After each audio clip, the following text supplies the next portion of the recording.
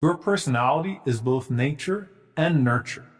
And you carve out your akhlaq, meaning what becomes your character, out of your personality. The scholars say, think of your personality traits like seeds that still remain in their soil.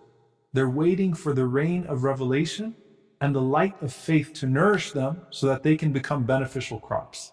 Every personality trait has the potential to grow into a virtuous quality, or it could become the opposite.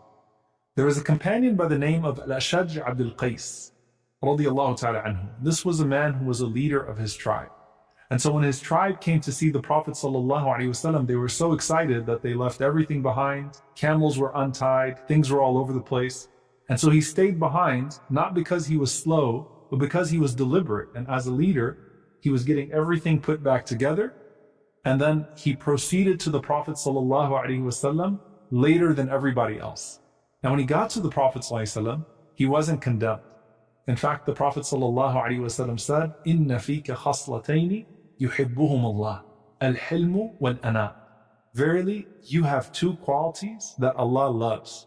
Your hilm, which is your patience with the people, and al-ana, which is how deliberate you are. Hilm is when you're forbearing, you can tolerate people. Al-ana is when you're calculated, you want to make sure that everything is in order. Now, both of those qualities can be mistaken for something negative. You could see al-hilm as disgrace. You could see al-ana, which is being very deliberate, as being slow and having a lot of self-doubt. But they're not. And in another narration, the Prophet ﷺ said to him, al-hilmu wal-haya. It's your forbearance and your shyness. Shyness can be mistaken for weakness, but it's not.